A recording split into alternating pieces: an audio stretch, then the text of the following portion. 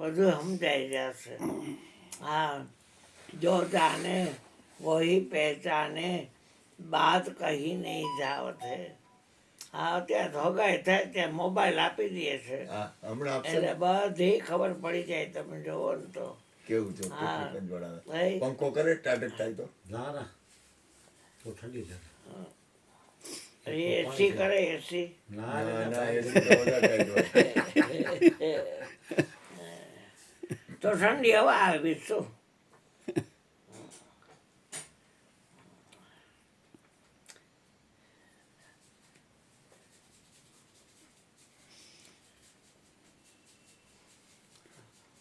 ભગવાને ભજન ગાયું હતું કે સંતો ભાઈ મુને પૂરા ગુરુએ તારી લીધો.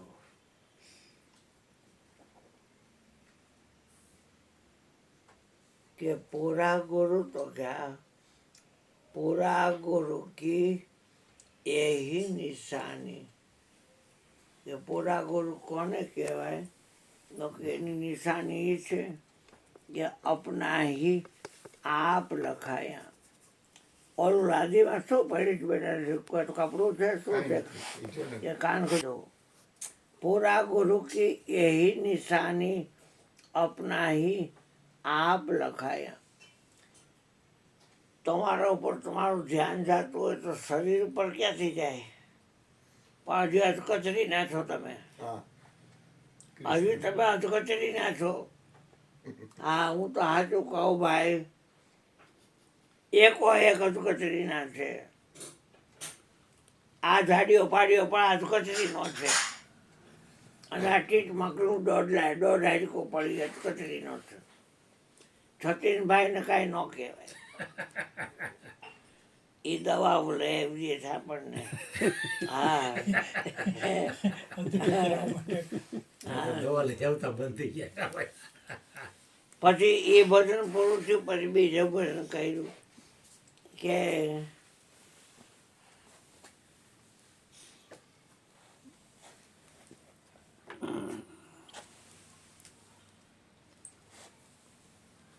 પૂરા ગુરુએ તાર લીધો.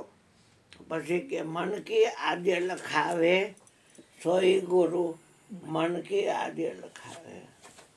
મન એટલે ઈંડ. ઈંડ પાર સતગુરુજી કા ડેરા. બાપા કઈ જગ્યાએ બિરાજે છે? ઈંડ પાર સતગુરુજી કા ડેરા. અવિચળ દેખા અમર ફકીરા. તો કે મન કી આદ્ય લખાવે સોઈ ગુરુ મન કી આદ્ય લખાવે. ધન્ય ગુરુ નામ ધરાવે સોઈ ગુરુ મન કી આદ્ય લખાવે. મન કા સંશય મન કો પડ્યા તન છૂટે કહાં જાવે. આદિ અંત મન મન કી જાણે મન બીજવત સુહાવે. મન કી આદ્ય લખાવે ગુરુ સોઈ મન કી આદ્ય લખાવે. ગુરુ એને જ કહેવાય કે જે મનની પહેલાંનું લખાવે. મન પરથી જગત. અને આપણે જોઈએ છીએ કેટલું દુઃખી છે આખું જગત. બધા પ્રોબ્લેમ મારે છે. અબજોપતિ હોય તો પ્રોબ્લેમ મારે છે, અને રોડપતિ હોય તો પ્રોબ્લેમ મારે છે. બધા પ્રોબ્લેમ મારે છે. જગતમાં સદાય સુખિયા જોને સંત નો આવે. જગતમાં સદાય સુખિયા જોને સંત દુનિયાવી જન સઘળા દુખ્યા રે. નો આવે એની અકળામણનો અંત. કેમ કે તો સદાય ના છે મન મુખ્યા રે. એ ઈંડને કેમ મટીએ? ઈંડને વટવું માની લે એટલું સહેલું નથી. મનને વટવું એ ઈંડને વટ્યા બરાબર છે. સદગુરુ પાસે જવું હોય, સદગુરુનો સંગ કરવો હોય તો મન છે એના હાથ પાતાળને એકવીસ બ્રહ્માંડ બનાવેલા છે. તમારે એકે બ્રહ્માંડમાં કે પાતાળમાં જવાની જરૂર નથી. પણ જ્યાં તમારો સદગુરુ બેઠા છે ત્યાં તમારે જવાનું છે. સત્સંગથી મન બ્રેક થાય છે. જ્ઞાન મળ્યું હોય ગુરુગમનું તો તમારું મન બ્રેક થાય. જ્ઞાન કા બાંધા મન રહે, ગુરુ બિન જ્ઞાન ન હોય.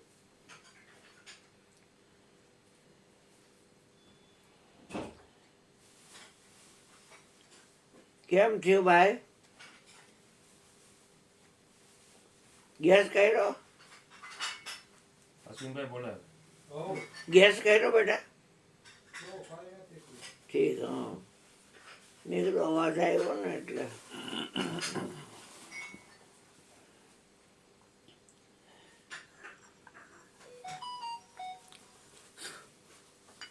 પરસોત્તમની ચોપડીમાં લખ્યું હતું કે ડોબાને શિંગડે સિંદૂર ચોપડાઈને તો એ ડોબું ન પૂજાય. પછી કે ગઈઢા બળદિયાને નાથેલો હોય ને એટલે રાસ એની ખેંચો ને દોડ્યું એટલે રાડ નાખીને ઊભો રહી જાય. અને હાથી કેટલું બધું કોદાવર પ્રાણી છે, 1.5 ફૂટનું અંકુશ, એના માથાના ભાગમાં ખાડો છે, ત્યાં અંદર ખોટાડીને નમાવો ને એટલે એ હાથી ઊભો રહી જાય. અને અશ્વ અને લગામ, અશ્વ એટલે ઘોડો, લગામ જો તમારા હાથમાં હોય તો એને ઊભું જ રહેવું પડે. પણ હે સાંભળા, આ મન વશ કરવાને તે શું સહેજ્યું છે.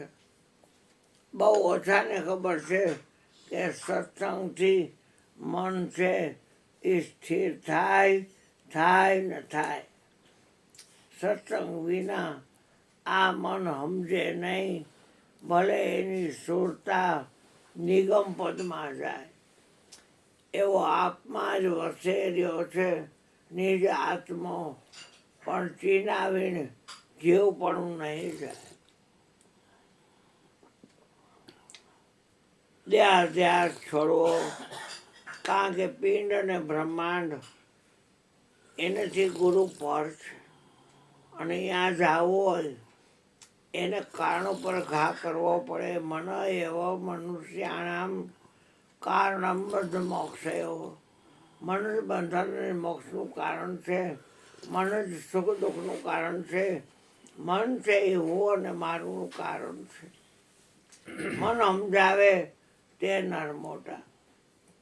મનના કયા ન કીજીએ, મન જ્યાં ત્યાં લઈ જાય. મન કો તો ઈશા મારીએ, ટૂંક હો જાય. અને ધ્યાનમાં બેઠા હોય અહીંયાથી તમને ઊભી ના કરીને લઈ જાય. પણ મનને કહેવાય કે તું જા, મારે નથી ઊભું થવું. તો એ જાય છે તો ખરા, અને તમને કરવાની કોશિશ કરશે. મન જાય તો જાને દે, પણ મત જાને દે તું શરીર. કેમ કે તીર કામઠામાં તું બાણ ચડાવીશ નહીં તો કહા લગેગો તીર. કામઠામાં તું બાણ ચડાય તો તીર લાગે, પણ તું ઊભો જ ન થતો એ શું કરે? મનને ધોધોળી કરવા માટેનું સાધન આ શરીર છે. એટલે શરીર બીજક, શરીરનું બીજક.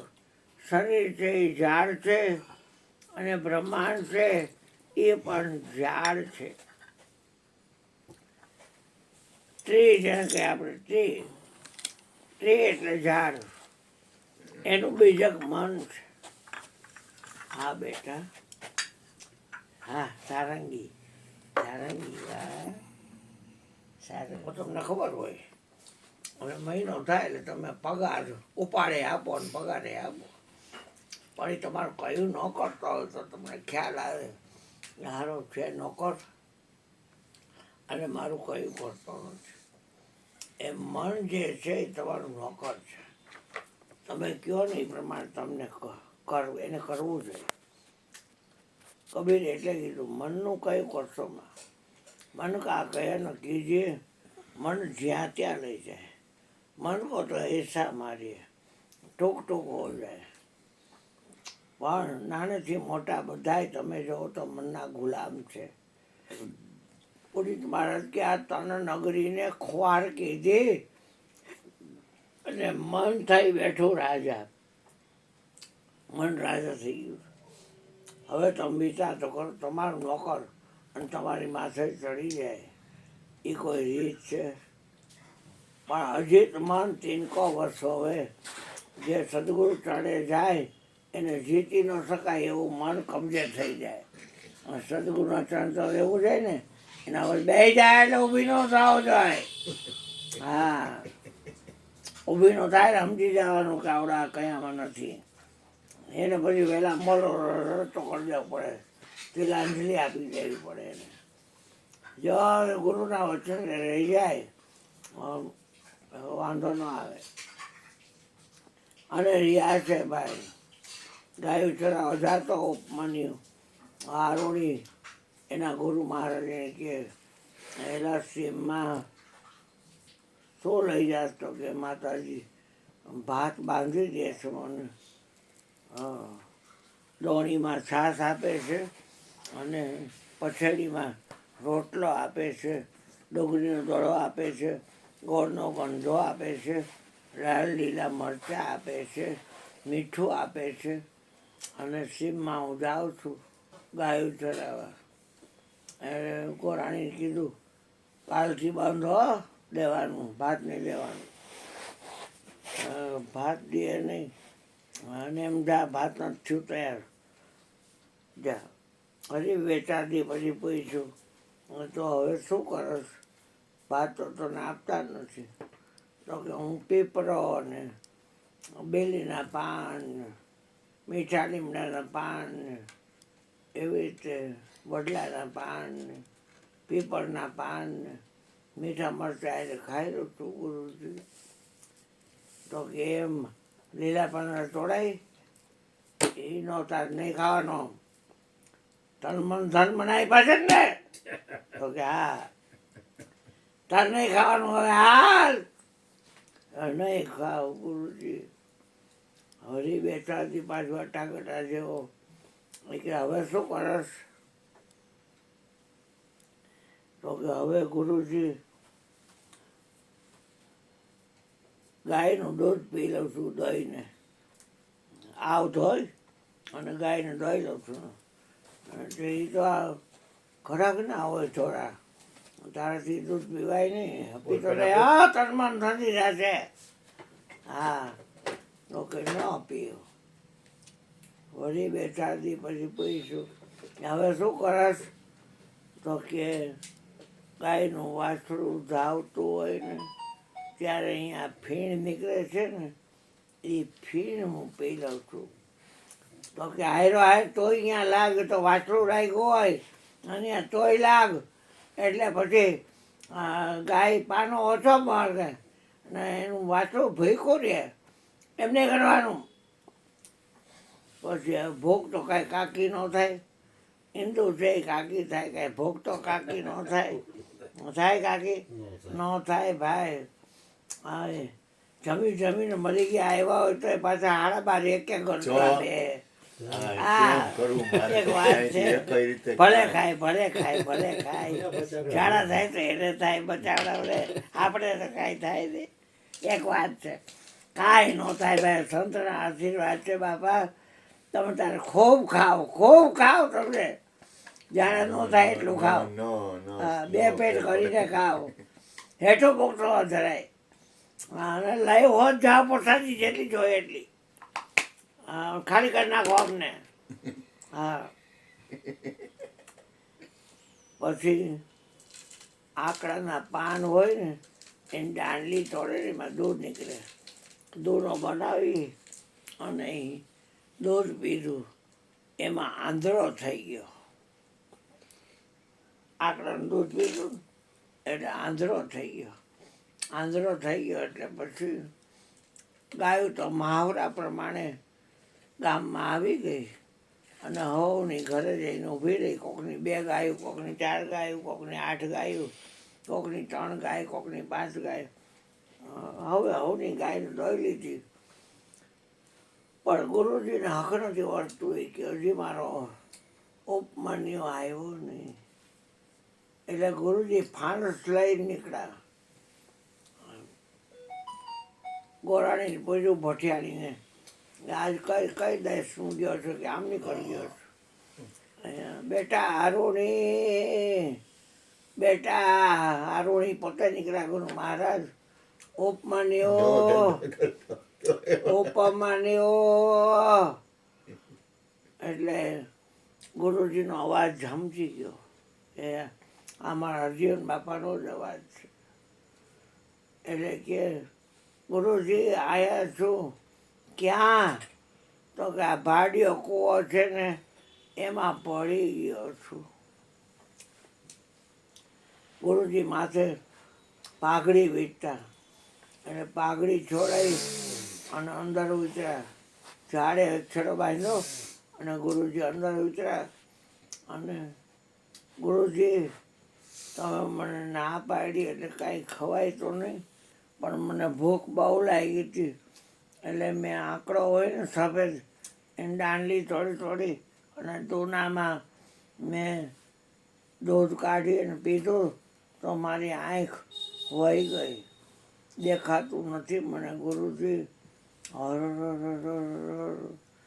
ગુરુજીની ફાટી બરાબરની. હા તો સારું ખોટું કહેવાય. જે શંકરની ઉપાસના કરતા તેને પ્રગટ કર્યા. એટલે મારા છોકરાને અત્યારે આંખ આપો કે વાહ. અને એને 7 સમુદ્રનો દૂધનો સમુદ્ર આપો. એ ભોગ છે ને એને વાંધો જ ના આવે. ઈચ્છા પડે દૂધ પી લે, ઈચ્છા પડે દૂધ પી લે, લોટા દૂધ પી લે. જરાય ન થાય, કાંઈ ન થાય. હા. અને આ એક થઈ જાય એક ગ્લાસ મોતિયા ઉતરાય હોય ને એવી એક ગ્લાસ અંદર ચશ્મા એનો ઇનલેન્સ આવી ગયો હોય ને ઓરિજિનલ એવું. અને બેટા હવે તારે ક્યાંય જવાનું નથી, અહીં મારી પાસે જ રહેવાનું છે. તારી સુરતા મારા ચરણમાં રાખવાની, તારું ભજન.